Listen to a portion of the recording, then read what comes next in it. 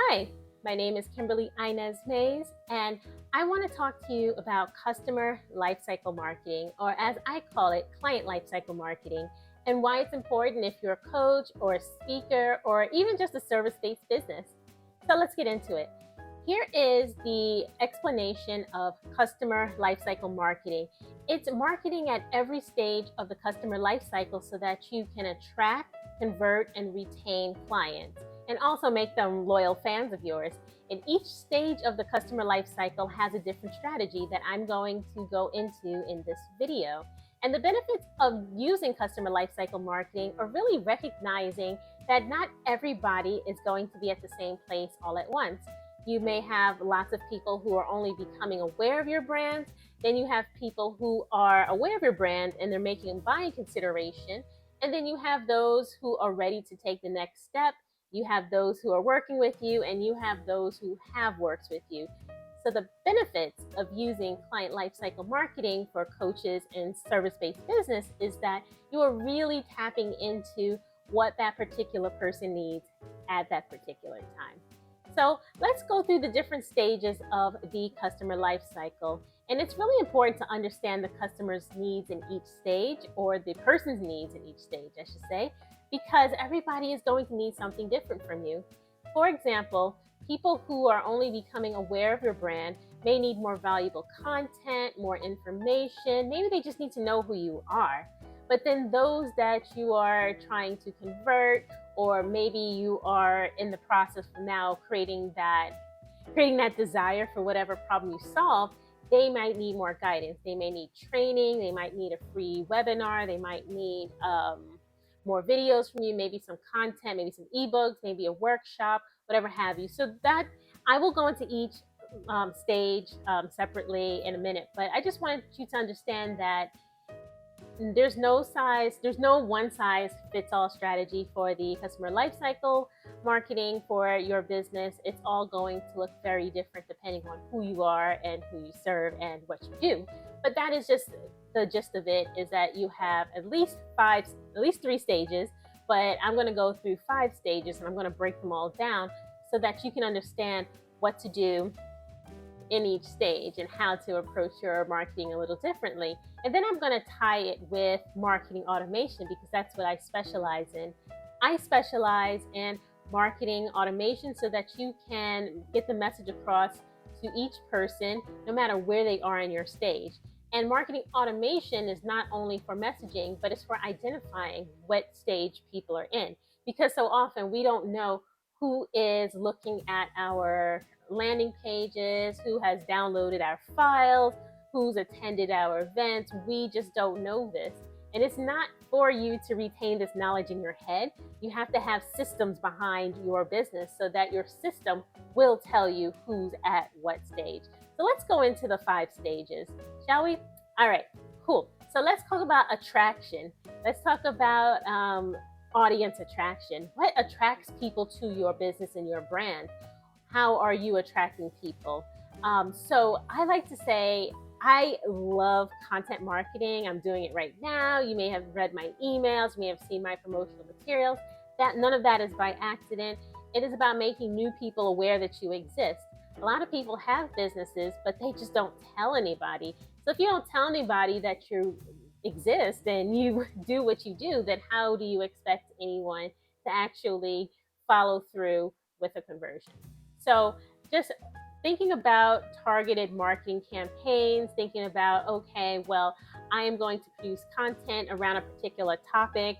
I'm going to put it in front of these groups of people, or I'm going to post it not only to your social media feed, but you also want to share it in groups. You want to start building your email list. You want to start offering freebies. You want to start going on podcasts, speaking. You want to show up whether you're at industry events. So all of this is part of the attraction stage.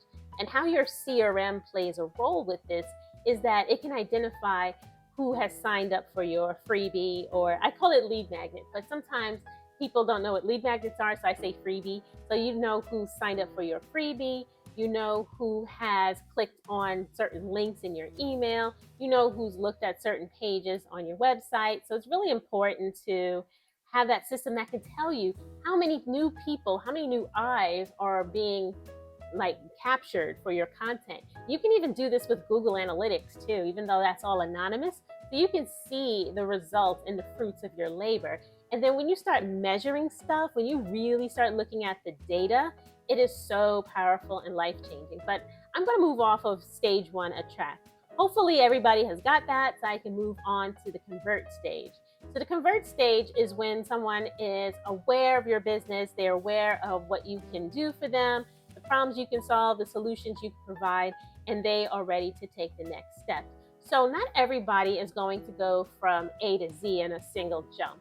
And that's the problem a lot of people make, is that they offer the most at one time, and it just does not work that way.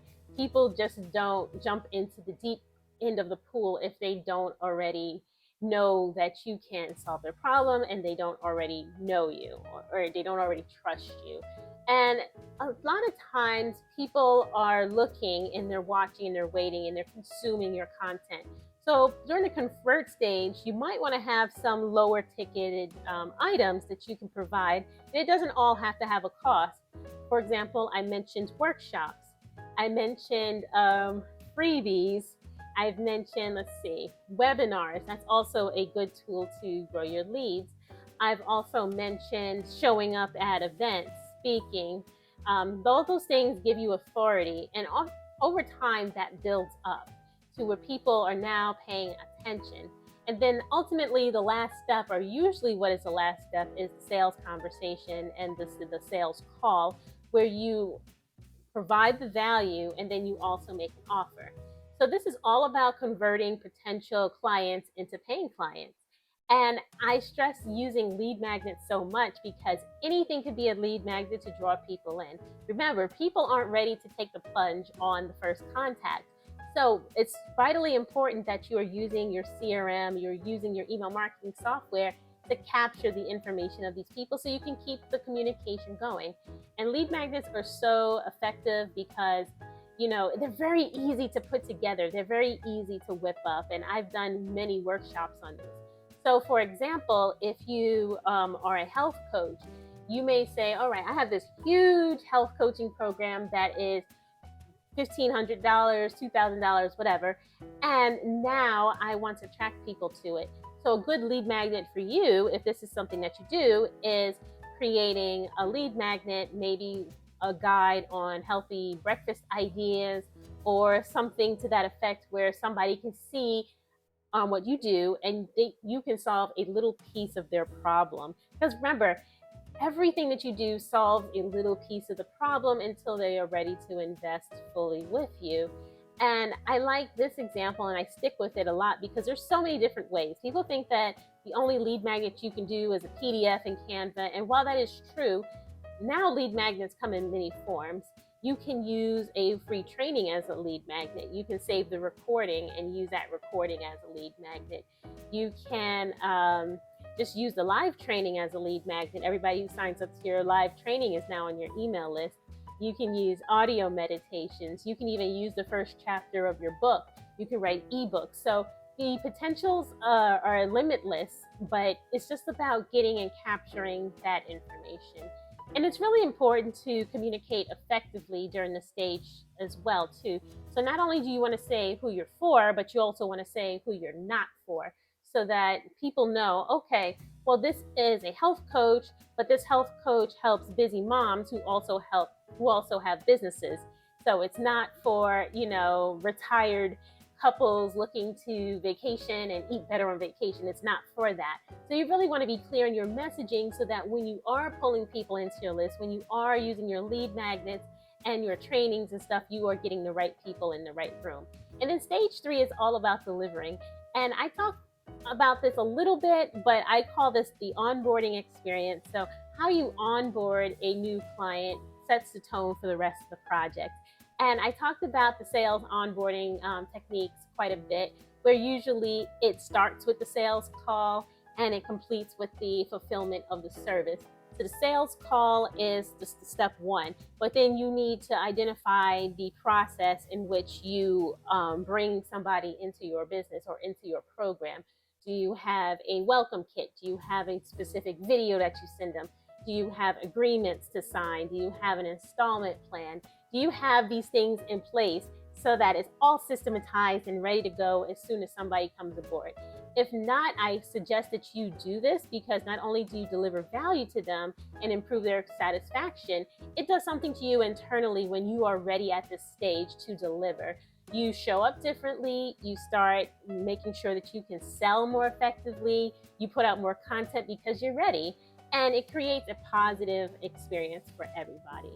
And then stage 4 is retain, because it is so much easier to get to get somebody back than it is to get a new person. So it's easier to retain a client than it is to go get a new one. It's not only easier, but it's less expensive too, because now they can go through stage 1 and stage 2 a lot quicker, or maybe even skip it at all. So strategies for retention. So let's say you've just completed this healthy eating group coaching program, and now maybe I've just completed your program. I took it, I get it, I got something out of it, I found it valuable, but I need a little bit more help.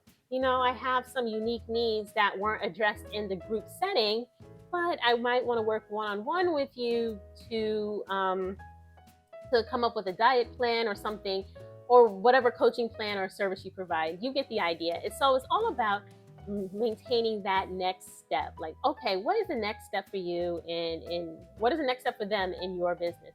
What else can you provide? How else can you keep the party going? So I encourage you to think about, okay, it's nothing that's ever a one and done. There's always ways that you can take people through levels.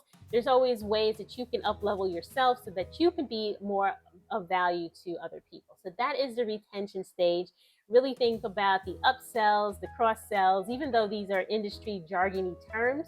Think about just offering more support, or offering other things that can support them in conjunction to what they've already invested in. So that is the terminology kind of broken down into plain English for the rest of us. And then finally, the 5th stage is advocate. So if somebody has a really good experience, you want to make sure that other people know about it. And I've been guilty of this too, but you want to encourage people to become advocates for you. You want to ask for testimonials, and you want to ask for social proof. It is so hard to put out a program without some testimonials.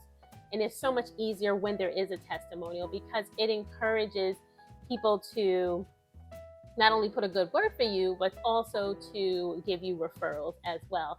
And it really builds a strong community around your brand when you introduce those who are satisfied and who are happy working with you to others who are like-minded. It is so important. And of course, there are many ways to streamline all of this. And that's what I'm going to talk about next. Streamlining your marketing automation efforts. So the benefits of streamlining it, like I said before, in the deliver stage, is all about being ready and feeling confident. When you don't feel confident, you don't put yourself out there as much, and that's kind of a shame. So you want to make sure that you have taken the time to document and outline your process. This is so vitally important. I do it myself, because nobody wants to be scrambling. If you're a scrambling entrepreneur, you're not going to go out and seek more of that, because you're going to have some sort of resistance to, all right, if I get another client, then I got to do these 80 million random things. And so you subconsciously will try to avoid that chaos, even though it's something you say you want. So by streamlining and automating, you really have that peace of mind that you can go out there and serve more people. And so some of the tools that I've mentioned are email marketing software and customer relationship management tools. So the tool that I use is Keep Pro, but you can use any tool that works for you. I suggest making sure that you've outlined your strategy first before being sold on anything, because the strategy part is super, super important. So what I want you to do is close your laptop. I want you to draw a box. That's where they start, usually at the lead magnet. Usually, if you do a social media post, or if you do something to that effect, you have a call to action, whether it is to contact you, DM you, apply for a strategy call, whatnot. So you want to make sure that you have drawn that box first, and then I want you to draw an arrow from that box, and then I want you to draw another box. And then in that other box, what I want you to do is, what is their next step after they've consumed your webinar, your training, your freebie, whatever? What is the next step for them? What do you have to offer? Do you have even more resources? Do you have a book coming out? What is it that you want them to do? And when you sit down and think about it without all the razzle and dazzle and glitz and shininess of a brand new tool, you really start to outline a very simple process for your business that any tool, well, I wouldn't say any tool, but maybe like about at least 80% of the tools can solve for you. And then you can definitely scale it and make it more efficient as you run it. But if you don't have that foundation first, it's going to be very hard. So you really want to make sure that you've invested after you have your blah, blah, blah, what's the word? You have your strategy that you then go ahead and invest in a tool. At the very least, email marketing software, but you also want to have that CRM. So sometimes for brand new businesses, I don't recommend a CRM. But if you have sold things in the past, you've sold programs, you've made money, you've done things, then I want to recommend that you take the next steps. You have all your contacts in one place. So I'm just going to talk about some examples of customer lifecycle marketing in action.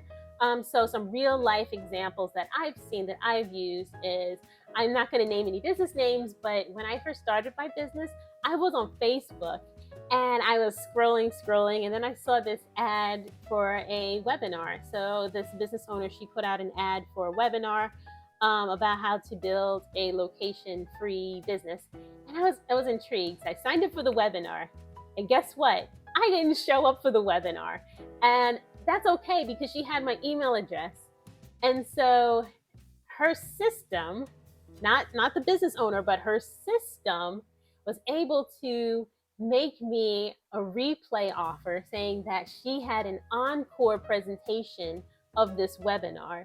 So I said, I didn't make it the first time, but now I got a second chance, darn it. Well, I didn't say darn it, but I got a second chance.